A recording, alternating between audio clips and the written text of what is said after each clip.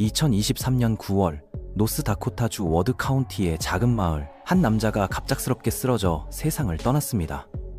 처음에는 단순한 열사병으로 여겨졌죠? 하지만 며칠 뒤 부검 결과가 공개되자 모두가 충격에 빠졌습니다. 그의 죽음 뒤에는 상상도 못할 비밀이 숨어 있었는데요.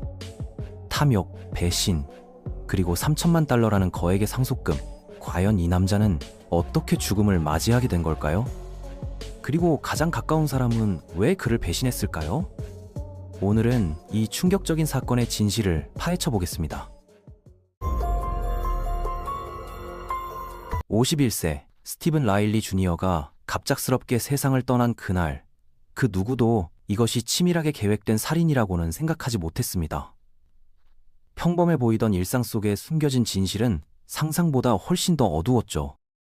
가장 가까운 사람이 바로 살인자였다는 사실이 밝혀지게 되는데요. 과연 무엇이 13년 동안 함께 살아온 연인을 이런 끔찍한 범죄로 이끌게 했을까요? 그 답은 돈에 대한 무한한 탐욕 속에 숨겨져 있었습니다. 9월 4일 오후 3시경, 스티븐의 여자친구인 47세 애나 카노어가 911에 긴급 신고를 했습니다. 그녀의 목소리는 당황한 듯 떨리고 있었고, 남자친구가 의식을 잃고 깨어나지 않는다는 내용이었죠. 구급대원들이 현장에 도착했을 때 스티븐은 이미 심각한 상태였습니다. 체온이 위험할 정도로 높았고 호흡은 불규칙했으며 맥박도 매우 약했죠. 그는 즉시 헬기를 통해 가장 가까운 종합병원으로 응급 이송됐습니다. 애나는 구급대원들에게 스티븐이 전날 밤부터 술을 많이 마셨다고 설명했습니다. 그리고 뜨거운 날씨에 야외에서 오랜 시간을 보내면서 열사병 증상을 보이기 시작했다고 주장했죠. 구급대원들은 그녀의 말을 믿을 수밖에 없었습니다. 스티븐과 애나는 13년 동안 동거하며 사실혼 관계를 유지해왔습니다. 둘 다 과거에 여러 번 법정에 서본 전과가 있었고, 특히 스티븐은 알코올 중독과 약물 남용 문제로 여러 차례 감옥에 들어간 적이 있었죠. 애나는 스티븐의 마지막 수감 기간 동안 그를 꾸준히 방문했다고 말했습니다. 그리고 다시 함께 살기 위한 조건들을 제시했다고 했는데, 그 중에는 술과 마약을 완전히 끊어야 한다는 내용도 포함되어 있었죠. 두 사람은 경제적으로 매우 어려운 상황에 있었습니다. 스티븐은 전과 때문에 안정적인 일자리를 구하기 어려웠고, 애나 역시 비정규직 일을 전전하며 생계를 유지하고 있었죠. 이런 상황에서 그들에게 찾아온 행운의 소식이 있었습니다. 하지만 스티븐이 병원에서 사망한 후 부검 결과는 모든 사람들을 충격에 빠뜨렸습니다. 그의 혈액에서는 에틸렌 글리콜, 즉 부동액의 주성분이 치사량만큼 검출된 것이죠. 이는 명백한 독사를 의미하는 결과였습니다. 더욱 놀라운 것은 애나가 주장했던 알코올은 전혀 검출되지 않았다는 사실이었습니다. 스티븐의 혈액에는 술 한 방울도 없었죠. 이는 애나의 진술이 완전히 거짓이었음을 의미했습니다. 그녀는 처음부터 거짓말을 하고 있었던 것입니다. 수사관들이 애나를 본격적으로 신문하기 시작하면서 발견한 또 다른 중요한 단서는 바로 3천만 달러의 상속금 이야기였습니다. 이 이야기는 스티븐이 죽기 몇 달 전부터 시작된 것으로 보였습니다. 런던의 한 변호사라고 주장하는 인물이 스티븐에게 연락을 취했다고 하는데요. 이 변호사는 스티븐이 영국에 살았던 먼 친척의 유산을 상속받을 자격이 있다며 무려 3천만 달러라는 거액을 받을 수 있다고 했습니다. 변호사는 스티븐에게 정교한 서류들을 보내왔고, 상속 절차를 진행하기 위해서는 몇 가지 수수료와 세금을 미리 납부해야 한다고 했습니다.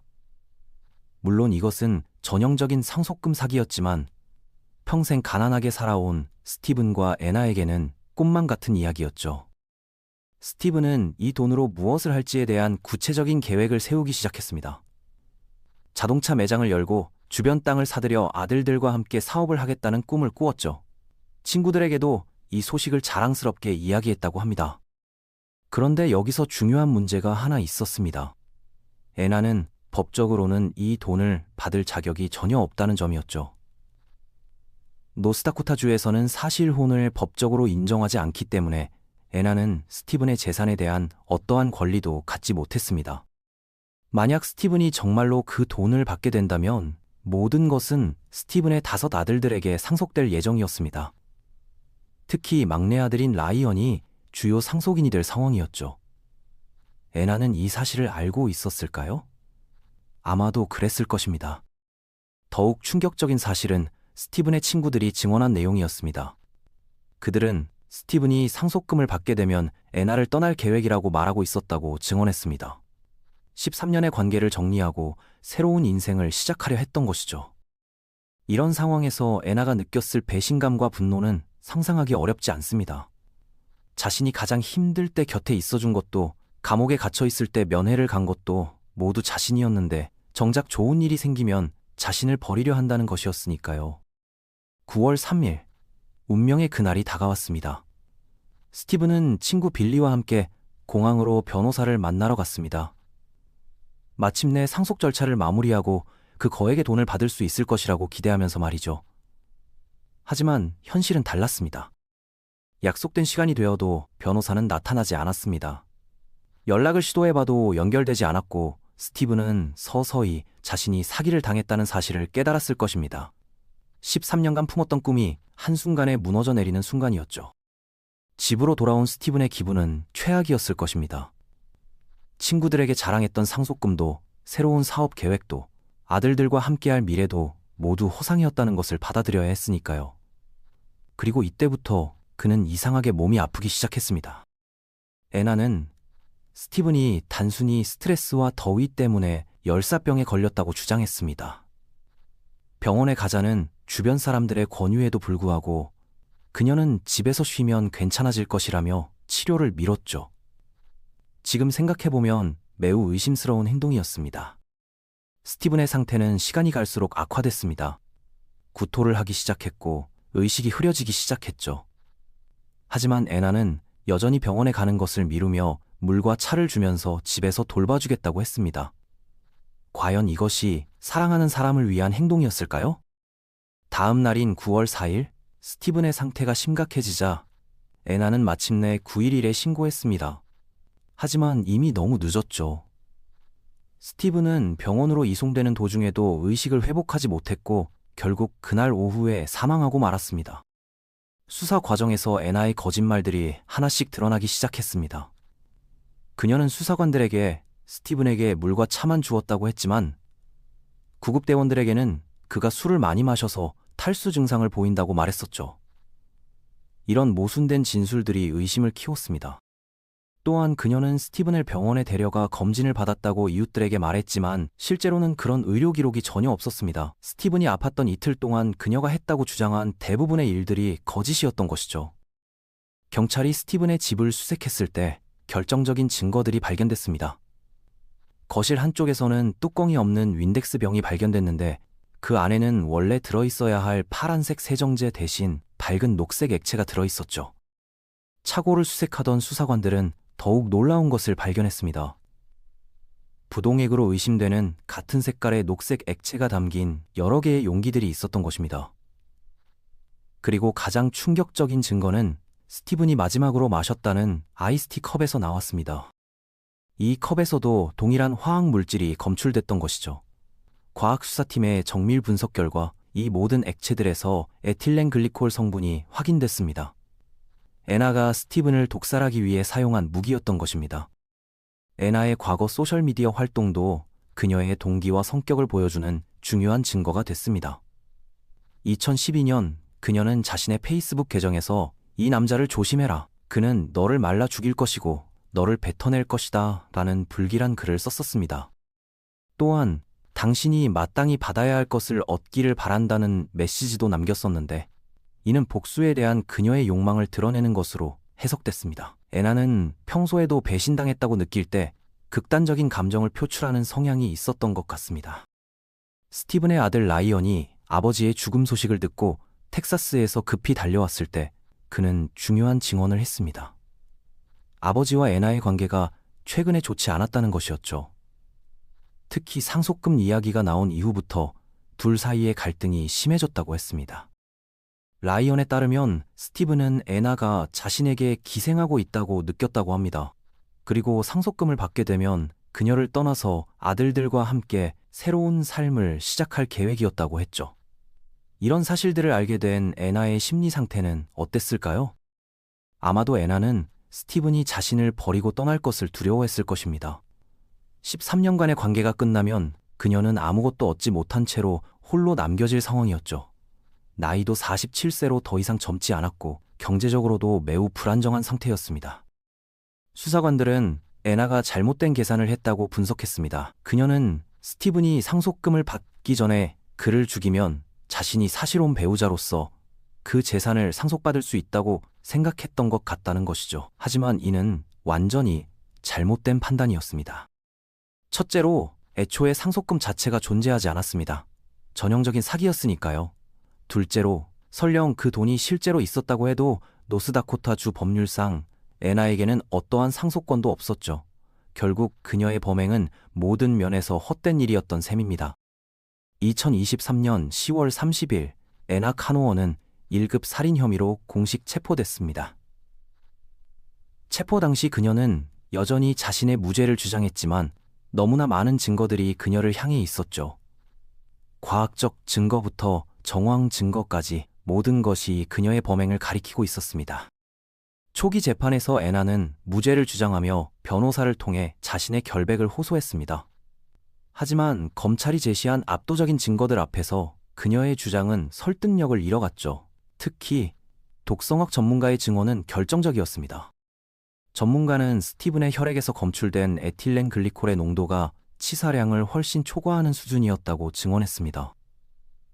이 정도의 양이 우연히 체내에 들어갈 가능성은 전혀 없으며 명백히 의도적으로 투여된 것이라고 했죠.